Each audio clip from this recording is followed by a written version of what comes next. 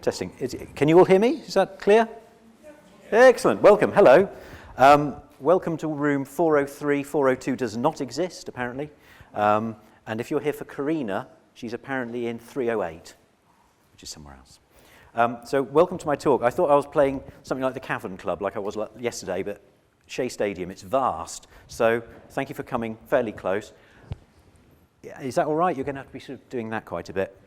And if I'm looking beyond you, it's because there's a duplicate up there. So it's all slightly Alice in Wonderland, but stick with it and we'll be fine.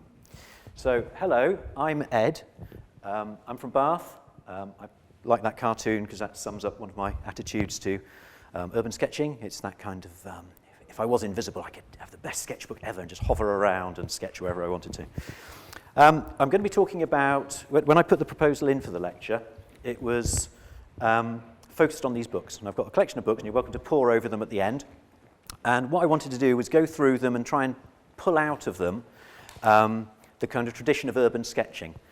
I don't want to spoil the ending of the lecture, but one of the things that I discovered quite quickly is urban sketching as we know it, as a collective, communal, amateur, values-driven exercise, seems new, almost entirely new. I can find almost no trace of it going back beyond the first proper mention of sort of groups of amateurs supporting each other is 1982 in Thomas Kincaid and James Gurney's book.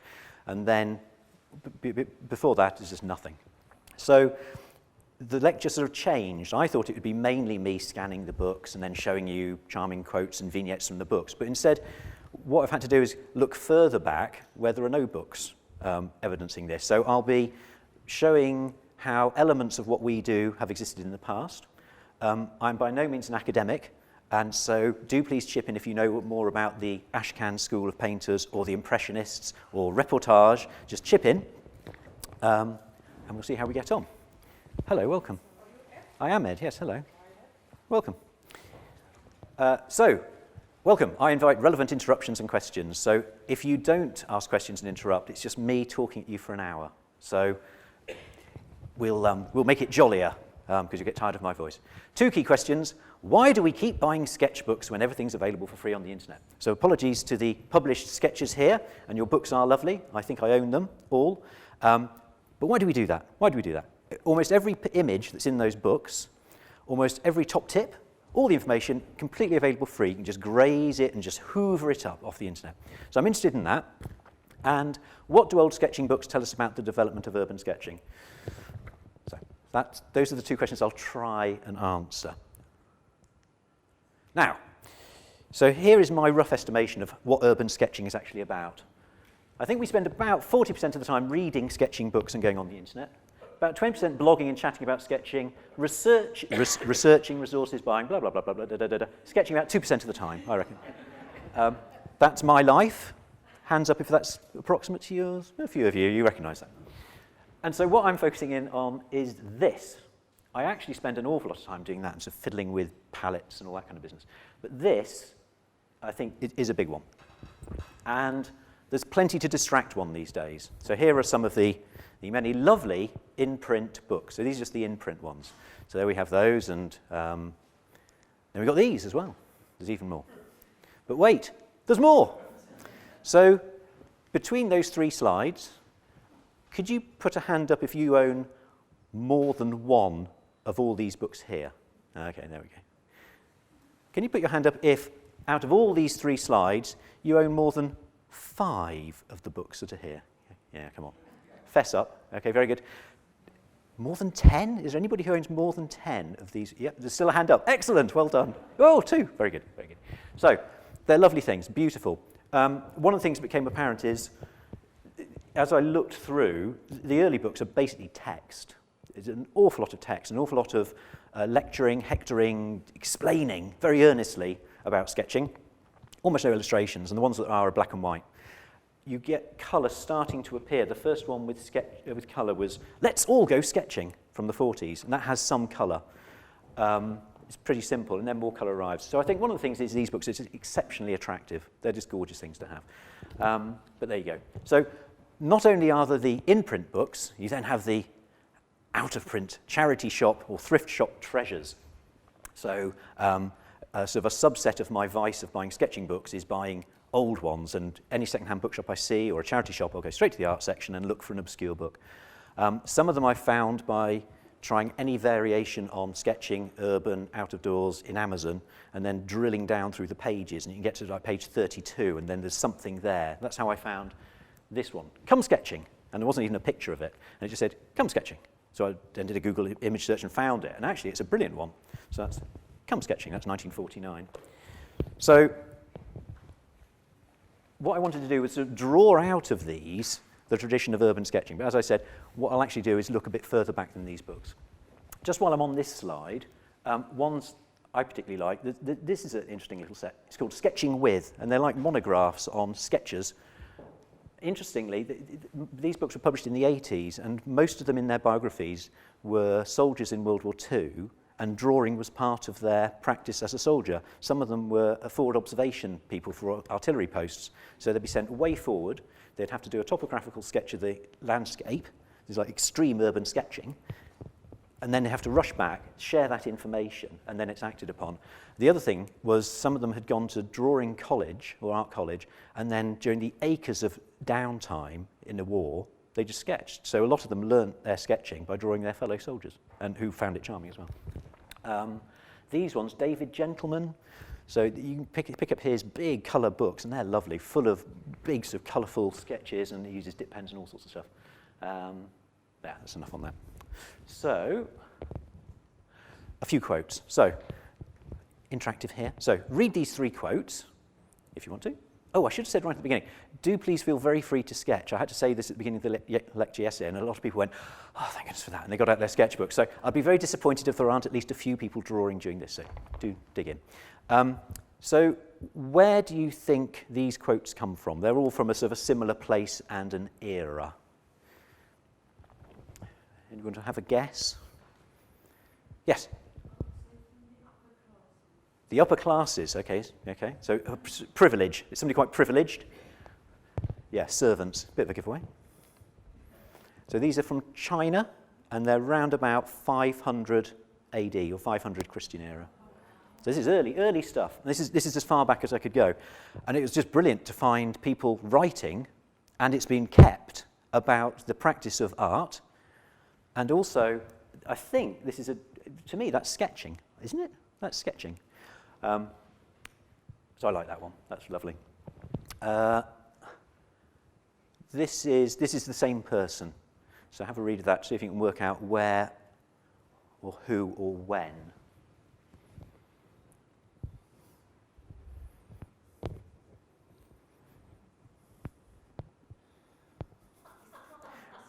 Sorry?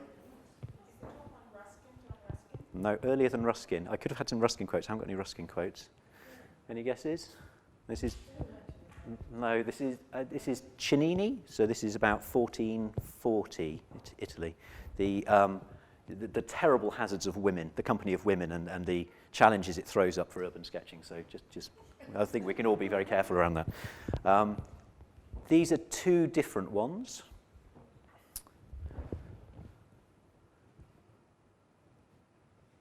And this is sort of drawing in company. But he's a professional artist, so he would have been talking about being with other professional artists rather than just on your own in a studio. And this is everyday matters, isn't it? That's just, always have a sketchbook and just sketch people. So the top one is Leonardo da Vinci. And this one, we jump forward. I think I've got it here. This one is somebody called Francis Hopkinson Smith, who was a part of the New York Ashcan School of Painters. I particularly like the last bit of his one, which is lovely. So it takes 2 people to do a sketch, one to do it, and the other one to kill him when it's done to make sure he doesn't spoil it. So I think that's... Sorry? Francis Hopkinson Smith. And he wrote this in 1914. It's a set of lectures. You can get a PDF of them online. They're lovely. And he talks a lot about using charcoal outdoors, going to Venice, and all the rest of it. So there's him. Only one more. And this is the same person. Not these 2 quotes are from the same person. It's not Francis Hopkinson Smith again. And this is in a book. Some of you might have read it, called The Art Spirit. and it's a collection of lectures by Robert Henry. A lovely book, and it's his sort of musings, and he was an art lecturer but also an artist, and there's some lovely ideas in there. But I like this one, just especially the sketch hunter. That's my idea of a blissful holiday, is just sort of wandering, catching life on the hip, that type of thing. So that's what I could find in terms of text about sketching.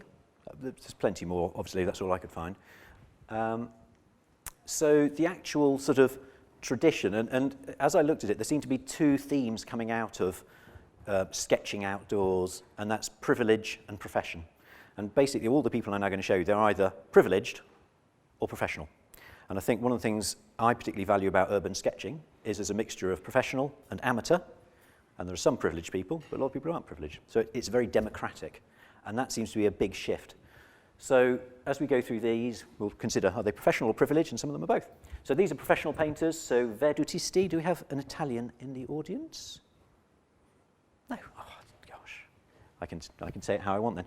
Verdutisti, and I think that just means a catcher of views, or it's a view, or a series of views. So this is sort of the beginning of people doing paintings of cityscapes as a thing in themselves. So instead of the cityscape just being the background to a Medici or somebody, here you have cities in themselves. So that's a canaletto up top.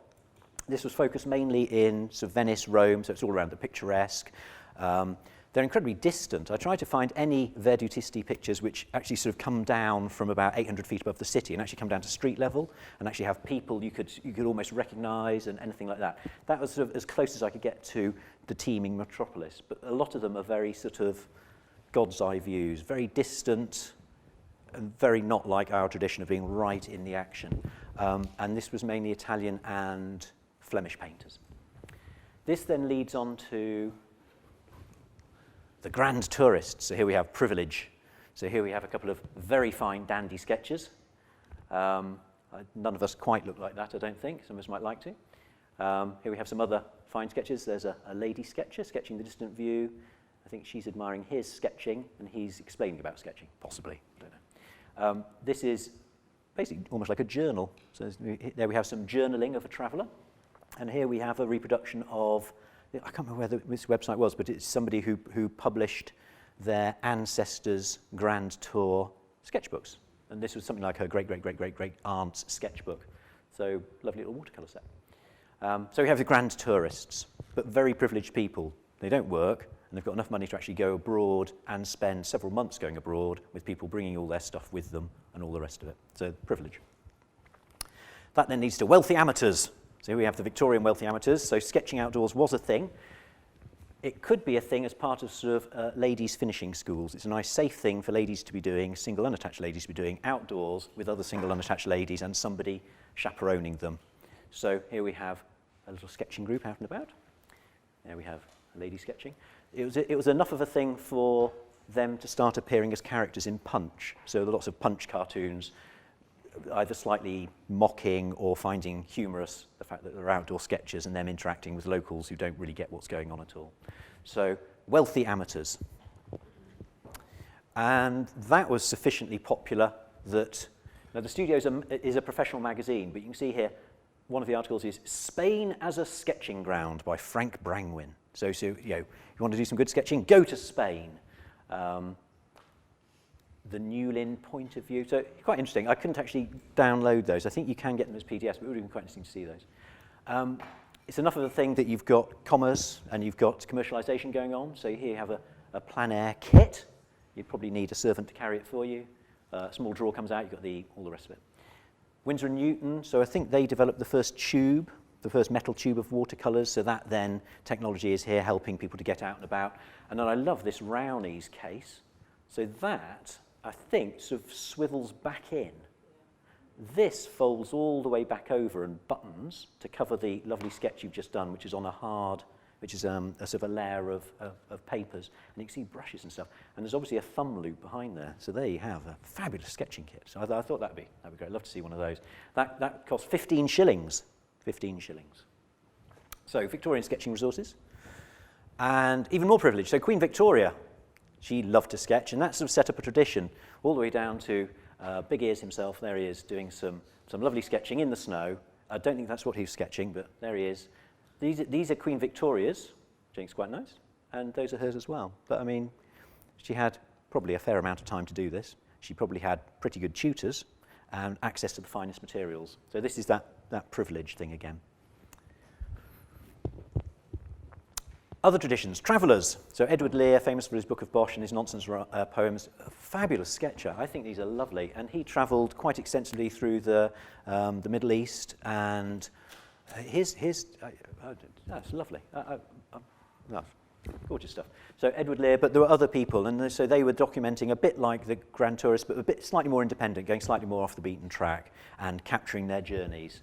Then we've got botanical illustrators. Here we have Marianne North. So if you go to Kew Gardens, I highly recommend going to Kew Gardens in London, there's actually an entire building which houses the Marianne North Gallery, and this is inside it. All these illustrations are by her, and she travelled extensively in the Far East, and it was at the time of the Empire exploring, looking for resources, and one of the key resources was all these plants, and there were plant hunters and trying to find economically useful plants, but also decorative plants. And so she was out there plein air sketching, in India and the Himalayas, and this is one of her sketches there. So you've got that, you've got people going out, and that's a tradition which continues now because a good botanical drawing will capture things that a photograph never will. So you've got botanical illustrators going on, but again, that's a profession. Scientific explorers. Here are some of Charles Darwin's sketches. That's his, of something, I'm not quite sure what. That's his, a close-up of a thorn on a plant. That's a sketch, an artist who accompanied him on the Beagle. So that's somebody sort of alongside. This I liked.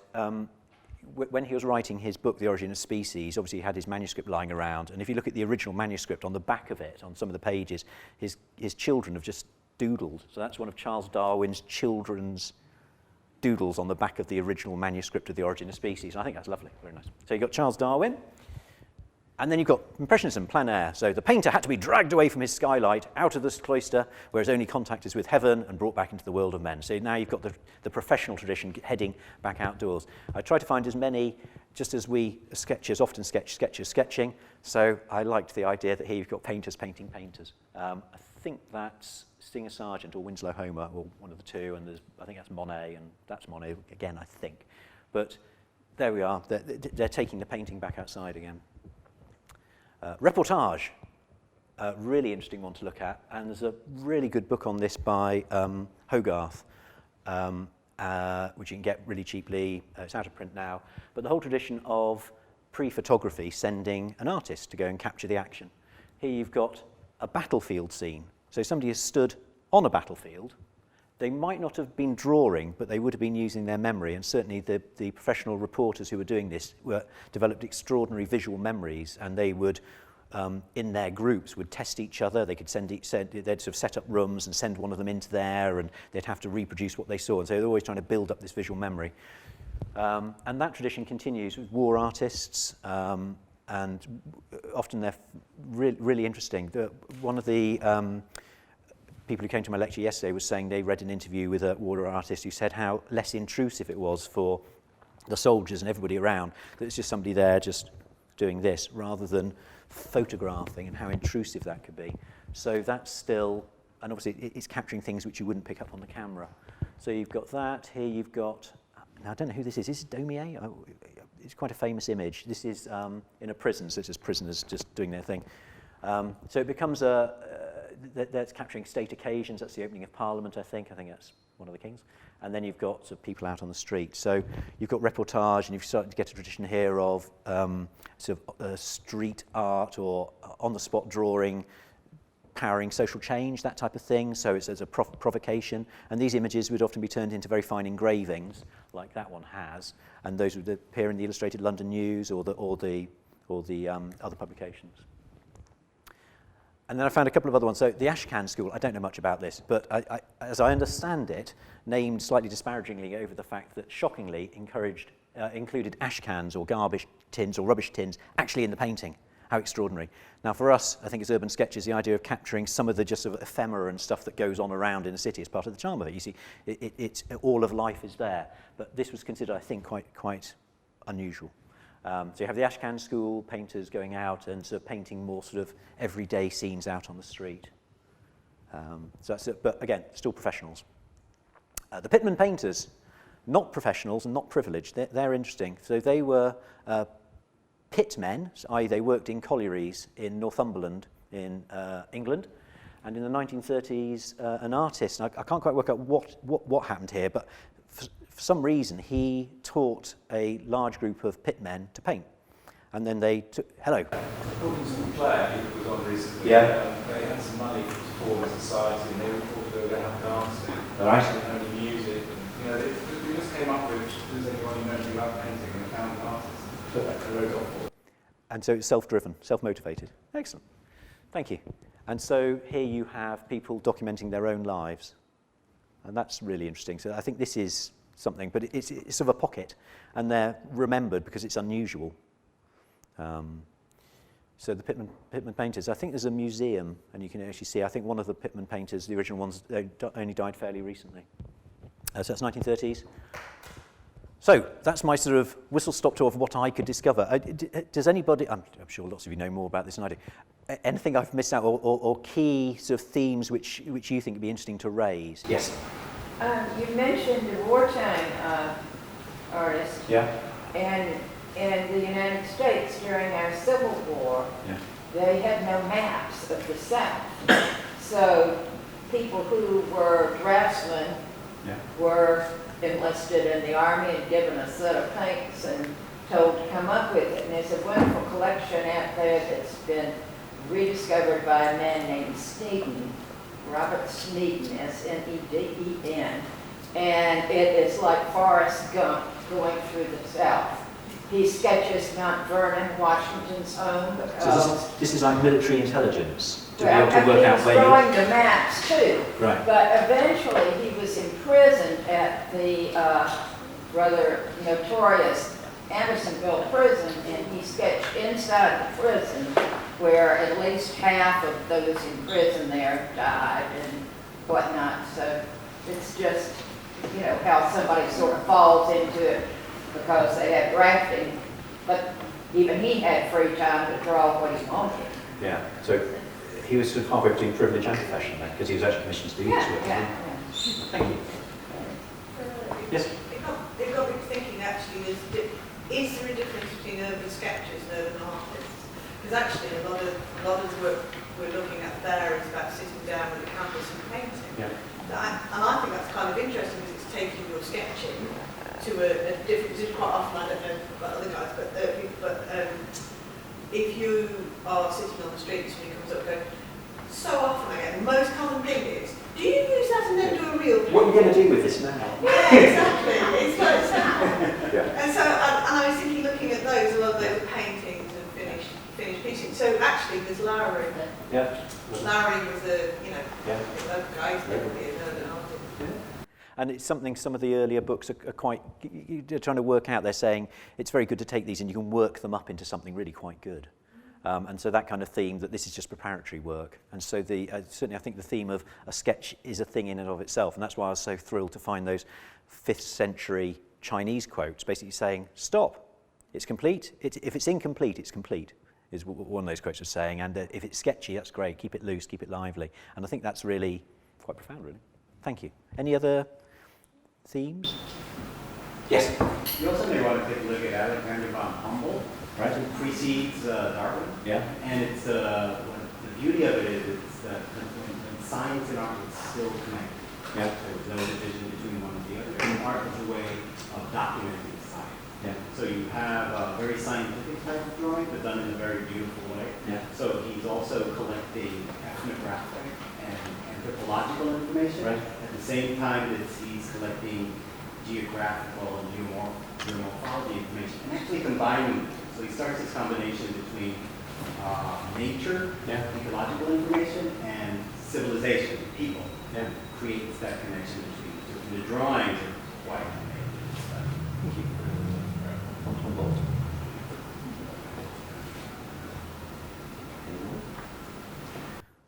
So, I've got my books. I've got lots more books. I've got loads of them. So I had to limit it. So, had to be out of print. had to have the word sketching or sketch in the title, otherwise it was just absurd. There are so many books about drawing and all the rest of it.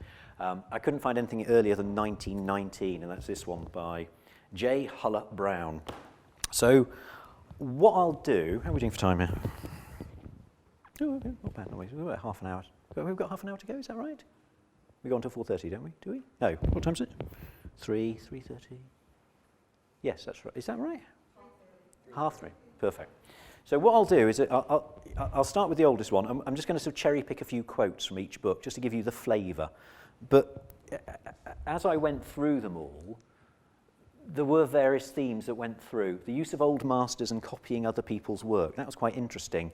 They generally thought this was a good thing.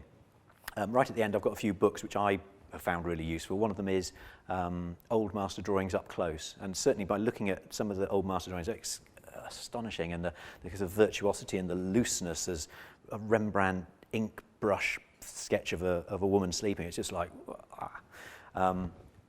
so that's a theme which goes through them. I won't be able to pick out all these themes, otherwise I'd end up reading the entire books to you, but I'll pick out some quotes. The importance of the daily habit, it does run through these things. And that was what got me sketching in the beginning, was reading the Creative License and then going, oh yeah, I could draw. And I got very into doing that. And then that led me into urban sketching. I think it was Nina's website, which I went to, and it was sort of, miniature palettes, and that sort of set off all that business, and then the whole urban sketching thing. But the daily habit, very important. Strong focus on materials. These are essentially how-to books. I avoided the really how-to-draw books, because those are different. Those are technical manuals. These are all about sketching. Dealing with public onlookers, and I'll read out a couple of quotes, they're quite funny. Insistence on rigour, and for fun and profit as well, because this idea, like you said, about what you're going to do with these now. You're going to work them up, you're going to sell them, you're going to get in touch with the periodical and sell this. Does it have commercial value? And that was clearly an idea which runs through them. The thing that doesn't appear in them is no sense of a community of sketchers. And I think this is the profound shift which urban sketching is. Like I said, there's and I haven't got a copy of it, I'd dearly love to, which is the Thomas Kincaid and James Gurney book, An Artist's Guide to Sketching. And it's out of print, and it goes for an absolute mint on the internet if you can find one. A friend of mine borrowed a copy from the library, photographed it, and gave me a PDF of that. So I've got a PDF of it here if you want to have a look at it.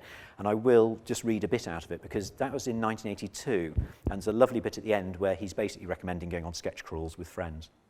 That's about as early as it gets. You've got Big Draw, that's a British charity which is encouraging drawing as a basic skill in life, and so once a year there's the Big Draw. So the idea is everybody goes out and draws. It's not really urban sketching, but it is like, come on everybody, let's draw. Then you've got sketch crawls starting, Enrico Casarosa in 2004. So that's the first sort of proper sketch crawls, and it's going out and sketching.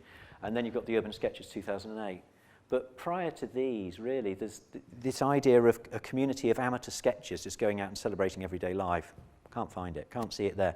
People might have been members of art groups, so they might meet once a month and share their watercolours, do this type of stuff. But nothing as flat level, as communal, as inclusive, as values-driven as the community we're experiencing during these 3 days. So, those are the themes. Which way do I go now? So, here we go. I'll just read you a few quotes. Do interrupt. The books are here, you can pore over them at the end if you want to. So this one is Sketching Without a Master. This is 1919, so this is getting on for 100 years old. They're written quite beautifully. It's quite old-fashioned. So did people speak like this? I don't know. I think it seems to be rhetoric, or the way people were taught in those days. I think one of the shifts, our books are far more conversational. It's like you're sat in a room with somebody, or you're watching a YouTube video, or you're sketching alongside them. They're very approachable. These people aren't as approachable. I think they're trying to be, or they were lecturers. So here is Sketching Without a Master, introductory. It is a matter of extreme gratification to many thousands of pen and ink enthusiasts that their medium is no longer denied an honourable place amongst the select company of recognised art mediums. Pen and ink is still not entirely free from some antagonism, and a little guerrilla warfare continues in isolated districts. But the work of the great pen and ink draftsman has won the main battle, and the beautiful standard of pen and ink waves calmly and serenely in graceful lines and beautiful curves on one of the higher pinnacles of art. Isn't that lovely? So that's 1919. It's got quite a lot of these sort of things. After this, I'm doing a workshop on ink brushes. I'm doing exactly the same thing. So, you know, it's how to practice these things, how to get control of your medium, really important. That's a nice one, that's nice. But it is mostly an awful lot of text, Right, we jump. The Art and Practice of Sketching by Jasper Salwi. Jasper. So Jasper has various things to say. So I'll find a good quote from Jasper. When we stand alone before a sketch and comprehend it, we are perhaps nearer to the artist than we could be in his living presence. Whether it be a rendering in pencil or crayon, watercolour or oil, or any other medium, the artist has expressed himself without the embarrassment of doing so personally. He has told us about himself, and we know not only of him, but of life. They're quite sort of poetic, quite sort of lovely. I like them. Very long sentences as well. So that's his definition of a sketch. So I found another one of him. Resources. I like this. And this goes back to that pie chart I showed at the beginning. Because alluring materials of every kind fill out the shops of artists, colourmen, and every fancy of the prospective sketcher is catered for, the practice of sketching merely as a pastime is not to be wondered at. A display of unused colours and a new sketching block are very beguiling. The merest novice may purchase a telescope and peer at the most distant star, and continue nightly to do so, but he is really very far away from becoming an astronomer. A sketch may be great art, but the practice of sketching is primarily the means of approach to art on the grand scale. So, like, don't get above yourself here. Sketching, it's just that. You're not an astronomer. So that's that kind of what you're going to do with the sketch. It's merely a means to an end. Something else Jasper said. This is him about sketching people on the street. The sketching of figures in movement will prove invaluable to the artist and illustrator. The student in this regard may find him possessed of the same horror that troubles the writer, but this must be overcome by just going for the matter until results become, as they will, so encouraging as to make this practice a particularly fascinating one. A street viewed from a cafe or the lively scene of a bathing beach offers endless material for rapid sketching. And this is his top tip. But perhaps the scene of building operations presents as good an opportunity as any for the sketching of figures in movement. The actions are recurring and often practically identically repeated. So go to a building site and somebody building a brick wall because they're doing exactly the same thing. And a bit like sketching sketches because they're either doing this or they're doing this. So that's Jasper. What year is that? That is 1930. 1930. Now we move to my favourite. Let's all go sketching. Let's all go sketching. This is from 1947. Oh, something I forgot to do at the beginning. You need to pass these raffle tickets round. Take one from here, then pass it on. And all the ones left on here, I'll put in a hat. So I'm raffling this at the end. So somebody can take this one away today. So I'll pass that there. You start passing it around. So this is Let's All Go Sketching. This is just beautiful. It's really simple. He starts off with a picture of how to find some bamboo or some cane. He then tells you, where he gives you a little viewing hole, so you can cut that out so you can look at things. And he then shows you how to cut your own materials. So you can make your own dip pen. Brilliant, I followed this and I've made one. I use it, it's great, brilliant. Then he takes you through how to use it, and then he says, draw, if you can write, you can draw, your handwriting, go for it. It's very, very encouraging. He starts off with thumbnails.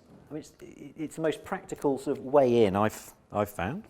Then he adds a little bit of tone, very careful, a little bit of tone, talks about how to do that. Expressive lines, and then it gets very exciting. Wait for it. Colour. Colour appears, and he says, steady on, just have two colours. So take it very easy, and then it gradually grows. So just two colours, so limited palette, and then it gradually builds. It's early printing, so it doesn't get much more exciting in terms of colours. Hello. Hi. Can I make a question now? Yes, please.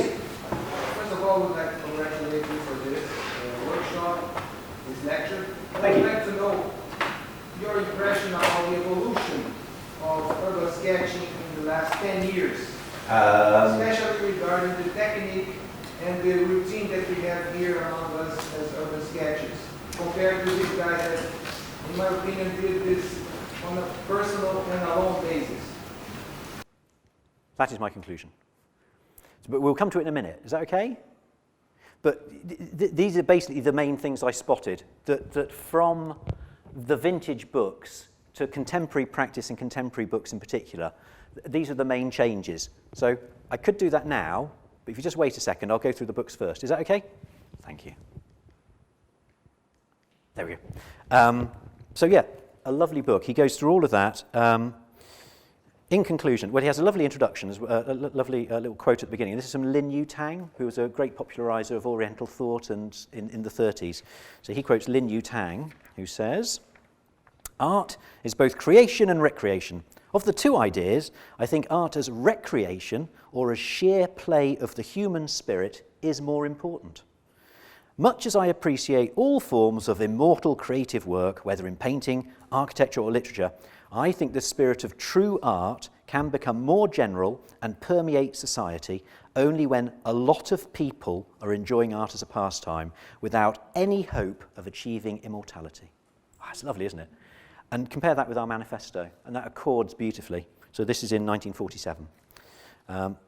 In conclusion, now I have come to the end of my space and will sum up briefly what I've tried to do. I hope I have succeeded in some measure. It's a very modest book. Painting and drawing of a kind to go down the ages is only produced by the few. But to gain pleasure, to increase our appreciation of painting and of this world of ours, there is no better way than having a try ourselves. I hope I have convinced you that even somewhat haphazard scribbling, backed with feeling, gives results which can recall scenes and objects to you and bring back the feelings and emotions which you had when you made your sketch. So this is about the process, not the product, and that's quite radical. Most of these books don't do that. This is the one that does that. Failure often tends to dog the footsteps of those who set out too seriously to attain an excessively high standard, obviously beyond their capabilities at the time. Why not start at the other end with cheerful and exciting incompetence? Then you will find yourself one day travelling further along the road than you ever dreamed possible. So consider yourself completely incompetent and be pleasantly surprised at what you can do. So I think that's a lovely one. That's come sketching. Let's all go sketching. Then we jump to come sketching. So this is different. Now this is the start of the tradition of taking a group of sketches and doing a sort of a portmanteau book or a compilation.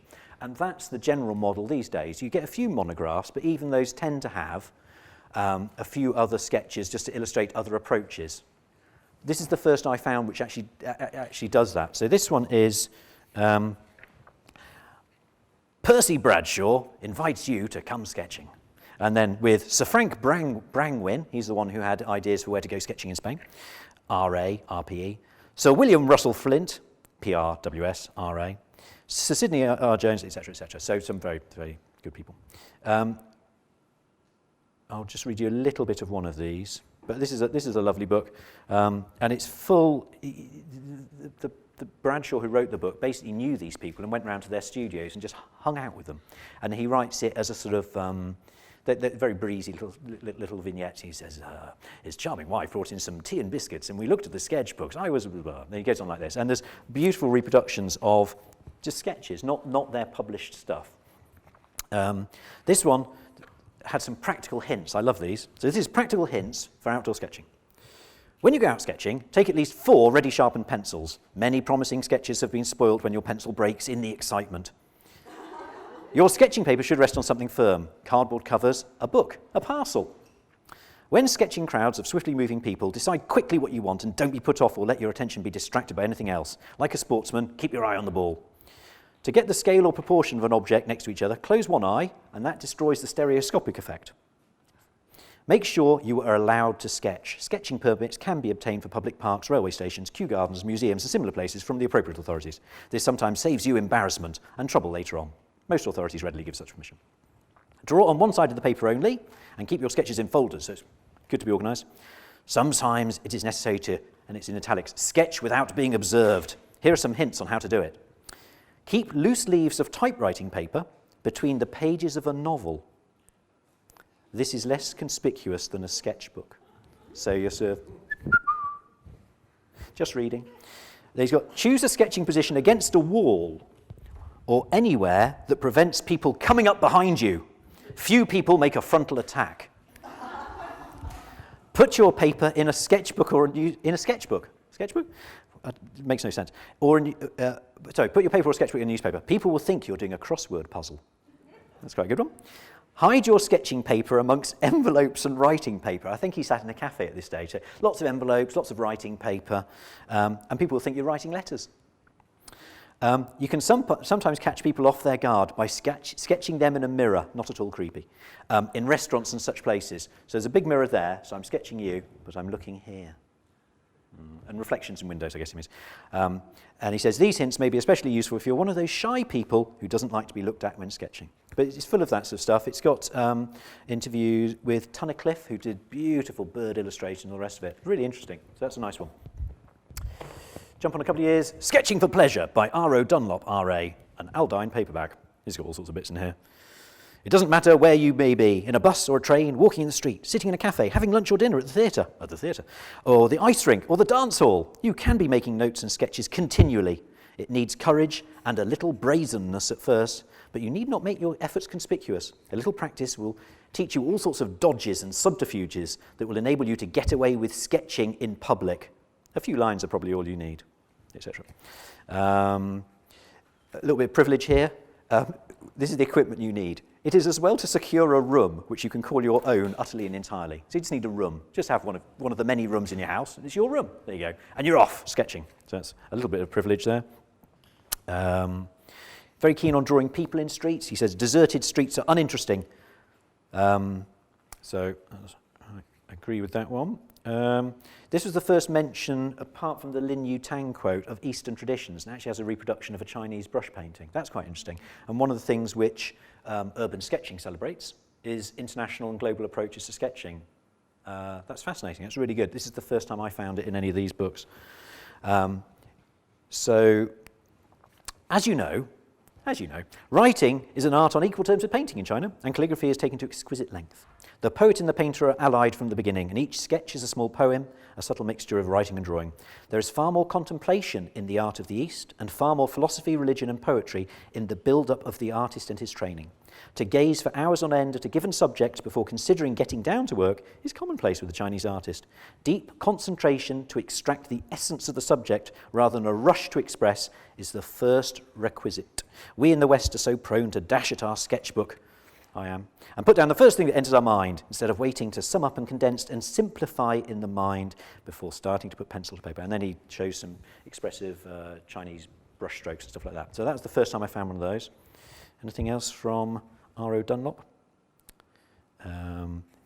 The habit of sketching as consciousness altering. Familiarity breeds contempt, and so it does with a vengeance where the artist's eye is not on the lookout. We become so accustomed to things that we cease to see them. This is one of the minor tragedies of our lives, that we are so often entirely blind to the beauties that surround us. He's got a thing about sketching in public. You should perk up enough courage to take out your sketchbook and make quick notes anywhere. There are subtle little ways in which you can camouflage what you're doing. This is the oddest one. If you cannot actually do a drawing, you can write down in words what has attracted you, and no one will know that you're not just making a note of something forgotten. So you're making a note, saying, sat with checked shirt, and you're thinking, am I writing about her? No, he's probably just writing down something he's forgotten. Anyway, so that was his top tip. So that's R.O. Dunlop.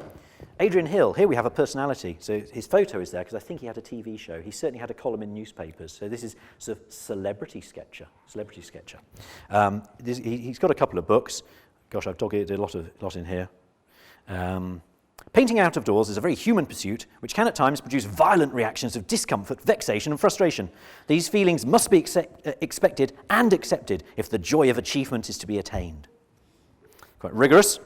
Topographical sketching, companion and audience. Here we go. While interest in what you are painting, this is if people come up to you, or trying to paint, must be counted as flattering, it can put you off your stroke. It must never be allowed to put you off painting out of doors. I have found that you can, with practice, ignore the presence of an onlooker if you really concentrate on your work and remain deaf to any observations that are gratuitously offered. If you find this fails, you can always break off and have a pause for cleaning up. So you just ignore them and just start cleaning your brushes. This generally acts as a hint, which your spectator will take and move on. For it is not what you have painted that fascinates him, but the act, watching how you do it, that roots him to the spot. Stop performing, and the interest is at an end. So it's not terribly generous-spirited. It's not, as an urban sketcher generally, if somebody comes up, I'm always pushing cards on them, telling them to log onto a website, saying, no, do this, it's great, it's very good. They're not at all like that. It's the public are just a wretched nuisance, really. There's a good quote on cameras as well, but I won't get into that. Geoffrey Fletcher. I'll just read one bit of Geoffrey, I think. So this is now 1968.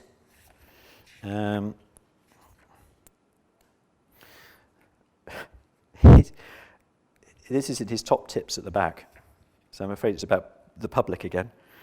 So top tip number 17. 17, mind. There are 20 altogether. Never allow spectators to put you off. And if they attempt to hold a conversation with you, make no reply. The impertinence of a substantial proportion of human beings is quite remarkable. And by a law as yet unnamed, these nuisances invariably bring their worst rudery to bear at a time when things are going wrong or when most concentration is necessary. Ignore the weather as well as spectators. You can always find somewhere as a shop door to keep the rain off. So he has some nice top tips, but he's not keen on the public at all. And then the last one, which I don't think I'll read much from, or anything from, is by Ray Evans. This is the first one I found, really. Lovely little book, and it's just his sketches. He does the thing which a lot of people do these days. He's drawn his materials. That's sort of familiar. This is 1986. This is, what's that, 30 years ago? Nice little sketches. That's a really nice one. You can pick that up really cheaply. Ah, that was their travel sketchbook. Yeah, and he does a really nice one on travelling. He's in that series of Sketching With as well. His book, yeah, that's the one. Yeah, that's really nice and just a very modest, very simple stuff, really. So those are the books. So I've talked about that one. So this is what I think. This was my sort of conclusion. I was trying to work out all these shifts over time. I was going to do a graph, so it's just a long list of words, I'm afraid. But black and white to colour, fairly obvious. Privileged and professional to inclusive and amateur, and we start to get that shift appearing. Studio-based to outdoors, rural to urban, local to international, picturesque and scenic. I haven't really read out. There's a lot of these the books are about finding the right view. You go to the beautiful place. We're talking about appreciation of the everyday, and then you slip into sort of journaling as well. So I've avoided the whole journaling topic. That's a whole other thing, really. Western art traditions to diverse global approaches. I showed you the first mention of Chinese approaches. Individual images, and I think this is interesting, to sequential and narrative. The idea that a series of pictures tell a story. It's a personal story. Again, slightly slip over to journaling here, but the idea that they're somehow personal and there's stuff within it. That's a big change. Objective and neutral, subjective and personal, again, personal stories. Solitary and isolated, communal and linked. And then the general tone of the books, a lecturing monologue, which I was trying to sort of get through the quote, to celebratory conversation, and that seems to be what the modern books are like. They seem to be designed, and they work brilliantly, I think. You're sat alongside a talented friend who is happy to share with you how they got to where they are today, and you can do it too, rather than somebody saying, right, listen, you need to do this, this, and this. It's not that at all. And what I was then interested in is the extent to which the Urban Sketches Manifesto accords with where we've ended up, the contemporary side. And that's why I think what I set out to do originally was to find traces of urban sketching as we know it in the past, and found none. And that's because what this is, and to answer your question from the back there, in the last 10 years, it's remarkable. Remarkable, because you have this shift which has almost been exponential. And what's that been? What that's been driven by is the internet. When I started sketching, the first problem I ran up against, I was using some crappy paper. So I Google something. Oh, better paper. Right, now I do better. Okay, so I've got over that thing. Every hurdle you could get over very quickly, whereas in the past, pre-internet, I may have found one of these books in the local library. I wouldn't have even known the other books existed. I couldn't Google them. I couldn't track them down. You get a few top tips. If they don't work, oh, sod it, I'll learn the piano instead. You just move on. The internet allows you to endlessly drill into other areas or to find fellow people. It allows you to see other amateurs, other absolute beginners. And so you look at them and say, oh, that's like me. Oh, I can do that. I can do that. These books are not full of that. These books are full of pretty professional stuff. The reason I love Let's All Go Sketching so much is because they're really simple drawings, and you look at those and think, I could do that, I could do that. And that's not something you get out of most of these books. They're still quite intimidating. So I think the manifesto is radical, really radical.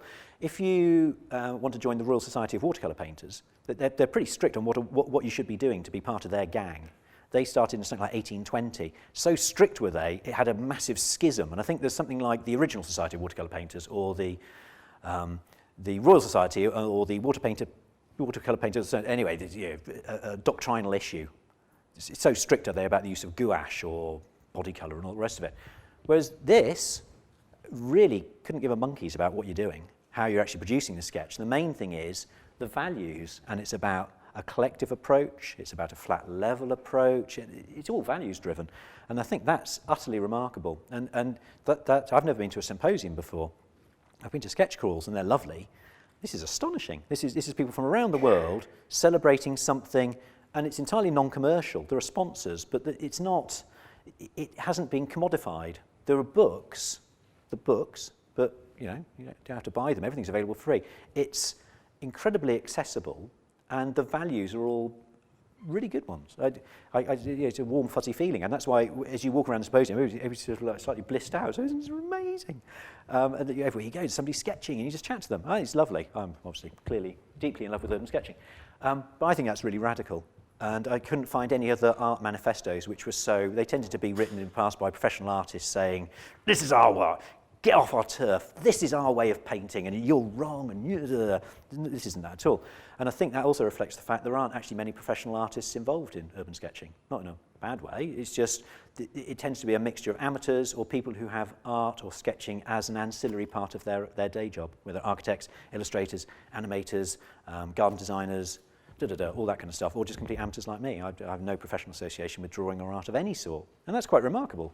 So it's a non-professional organisation. Yeah, it's a charity.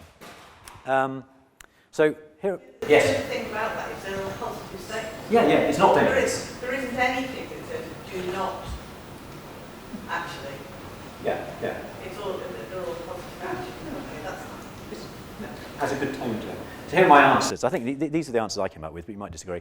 Why do we keep buying books? Because we like objects. And part of that is why we like sketching anyway. You could just take a photograph. What is it we like about sketching? It's a tactile thing. I love the on the paper or the brush and the smell of Noodler's ink. It has a real whiff to it, or a graphite pencil, you smell the cedarwood. It's very tactile. It's analog, exceptionally analog. For me, the irony is I've discovered all this gorgeous analogness through the wonders of digital technology and social media. So there's a lovely sort of thing there. You've got this analog experience being shared and driven by something entirely modern and contemporary and digital.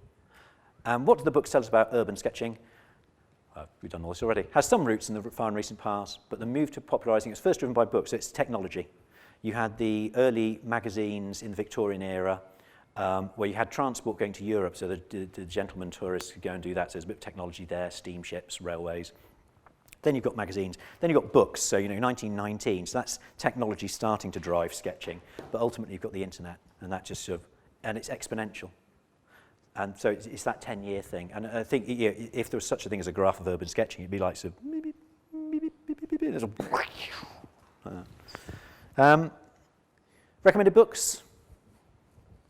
Somebody might like this. There's the Gurney Kincaid one. Interesting because the way their lives then just went like this. So James Gurney's still blogging. He blogs daily with beautiful plein air gouaches, sketchy, gorgeous stuff. Thomas Kincaid turned into something utterly different. But when this book was done, 1982, a couple of pals hoboing around America with pencils and inks and just doing the most exquisite drawing some life. I can't recommend it highly enough. Absolutely beautiful, but good luck for finding a copy. On-the-spot drawing, this is American. Thank you to American contributors to the Urban Sketches blog. When I said, can anybody recommend any books? I'd never heard of this. This is another early precursor of the portmanteau book. So this is like, come sketching. So this is on-spot drawing. It's something like 10 successful illustrators sharing how they do it. It's quite professional, but they're not amateurs, but that's a good one. Creative ink drawing, here you go, Paul Hogarth. One of the people at the lecture yesterday said the full collection of Paul Hogarth drawings and books is somewhere near here. I think he was Mancunian. So it's in one of the museums or the university library. You might not like his style. It's a very particular style, but he's very generous in sharing how he does it, and he's full of enthusiasm. He did this one. It's slightly harder to find, but he also did books following Graham Greene's locations around Graham Greene country, and he's got another one, Lawrence Durrell. Yes, Lawrence Durrell. So going all the way around the Mediterranean, you get that really cheaply, about £4 on the Mediterranean shore. Beautiful stuff, saturated inks. He did really interesting ones. He illustrated Brendan Behan's New York. So you get these really gritty, pencil, harsh, pen and ink, dip pen, energetic sketches in New York. Absolutely brilliant. And then this one, I think it's out of print, which is why I put it there, which is Kulele, The Tao of Sketching. And that's one really focused in on the Chinese and Eastern tradition of sketching. And then on all his pages, he has quotes alongside of people talking about sketching and the sort of the spirit you need to have within the brushstroke. That's a lovely one. In print, I think this is just a wonderful, wonderful book. If you go to Fabian EE's workshop or lecture on sequential art, he references this a lot. And it's a wonderful thing for understanding how pictures work. It's very good, and it's done in the style of a comic, so it's incredibly accessible and very clever, beautiful, and all about the technologies of how we have learned to read sequential images, and particularly about the different traditions, like the Eastern tradition of use of non sequitur or stuff like that. This was a recommendation. Nina, you recommended this one to me.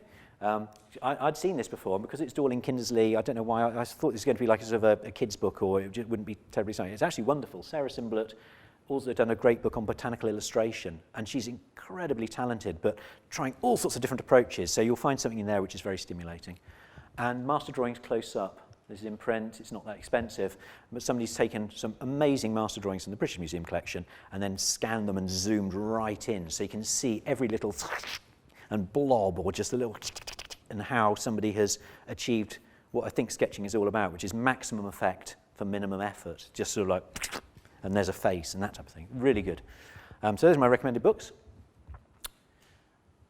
Questions? Let me just quickly jump on again. Can we create a shared archive? Because it took me quite a while to find some of this stuff, I thought maybe somewhere on the Urban Sketches blog there should be like a little archive section, and whenever somebody finds an early reference to sketching, put in the reference quote, put it there. So we can all, I always like finding traces of things that I like way back in the past. And so I think for us to have this sense of there was somebody sketching 5th century AD in China. I love that idea. You know, the sense of continuity, I think, is very lovely. But I thought that'd be a nice thing to do. Questions? Yes? Personal question. Yeah, personal. Okay. One book for a beginner and one book for an advanced sketch. Oh, I wouldn't know about advanced sketches. Creative license. That's what got me going, because it just told me it is insistent that there is no excuse. You just bloody well have to get on and do it every day. That's why I liked it, but it's very joyful. And The Creative License by Danny Gregory. And I read it and I thought, no, I'd be a fool not to do this. I'd be a fool not to. And it took away all my excuses. And he's very democratic. But the enthusiasm is lovely. So that's my one. For an experienced sketcher, I wouldn't know. I'm not an experienced sketcher. I've been doing it 4 years. Yes? I was going to add another suggestion. Yes? The Zen of Seeing, I think, is... That's lovely, by Frank. Yeah. It's very nice. Yes, sorry. So there are many fine ones, but Zen of Seeing is very nice, and that's taking a sort of a spiritual, contemplative approach to the process of observation and how that enriches your life, and contemplative drawing as an act of meditation. Oh, it's beautiful. Really lovely book. Thank you. Yes? Benny Edwards drawing on the right side. Yes, yeah. What that's steering towards, you see, is sort of how to draw books, and I've sort of tried to avoid those, but what I was trying to head towards is that kind of head out, but you're right, very good. And another one, the keys, Dodson, The Keys to Drawing is equivalent, very nice, very good. Yes? So how did you get into sketching and the urban sketching thing? Because the way time I got into it was just deciding I'm spending so much of my life on the bus into university, yes, doing nothing, so I just started sketching from there. How did you get into it? Because you said that your background was particularly in art. No, I'm a nursery teacher. Ironically, and my wife's very bitter about this, somebody, I think, I'm sure it wasn't me, gave her the copy of The Creative License. And she started doing, I think she got as far as drawing a couple of bagels or breakfast one day, and then it sort of hung around a bit and sort of it would sort of mock her. It'd be there. And one day I picked it up. I was like, oh! So I just happened to get into it like that. And I'd been very into photography, and I'd got to a stage where I was finding photography a little bit frustrating. And I'd got into street photography, so I liked wandering around and sort of catching life on the hip and doing little things like that. But once I got the photo, I always had this sense of, there's something more, and so I've come completely full circle, so now I'm basically doing street sketching. So I was doing it with a camera, but I find it's an end in itself. When I've done a nice street sketch, it's just, I feel wonderful. Whereas at the end of a street photo, I'd be quite pleased, but I'd have a vague sense that I'd somehow, not exactly cheated, but taken a shortcut. It wasn't satisfying. So I started doing sketching about 4 or 5 years ago. That's how I did it. But I think the idea of filling vacant time on a bus is lovely. Very good. Oh, I'll go to my last cartoon. Yes, hello. Just the point about the photography and how you found that limiting. To me, the whole theory about why urban sketching has taken off in the world is, yes, it's an analogue thing, and it's grown sort of as we've become obsessed with looking at the world through digital frameworks. Yeah. Because everyone is using their camera and their iPad and their phone to look at the world, they're reacting to that. So urban sketching is right. I think you're right, and there's a similar thing within photography. So as you can buy for 30 quid a camera which take a perfectly exposed and focused photo every time, and as a result people have got into pinhole photography, which is bonkers, where it's incredibly labour intensive, and so the effort to get one single image, but that image has a value which is completely different to the thing. I think you're completely right, and the more you snap, the less satisfying it is. It's like eating crisps all day long. At some stage, you need to eat some decent food, and this seems to be highly nutritional. And certainly the process of that is distancing, very distancing, and that's what the person said about war correspondence, war sketches as well. That photographing soldiers puts a distance, whereas if you're up, you can talk and stuff like that. So it's far more engaging, and I think. No, I've lost that sentence. Sorry? It's also interpreted. So that's it, yeah. And through the filter of yourself. Absolutely. Whereas if we all took a photo of you, they would all be photos of you. But if we all sketched you, which we all did, they would all be filtered through our own approach. And neurologically, it's a far more fascinating thing, because that's just, it's nothing. To sketch this, you've got this three-dimensional, multi-sensory environment, and it comes through here, does fizzy things here, and then it's got to go all the way through here and somehow emerge there. It's an incredibly exciting thing for the brain. There's lots of really good research about how drawing is like, it hits so many bits of the brain. I do a sketch every day, and until I've done that sketch, I'm sort of a little bit slightly gnarly. But once I've done it, it's like, right, the main work of the day is done. Right, whatever else I need to do. And often that's still like 11:30 at night. And it's not quite right, because there's this tired person looking in the mirror. But once I've done that, it's like, right, the day is done. And there's something deeply satisfying about it, I think. I think it's wonderful. I think I'm sort of out of time, so I'll leave you with a funny cartoon. I had to hide the rude word. Somebody sent this to me because they thought it was a bit like me.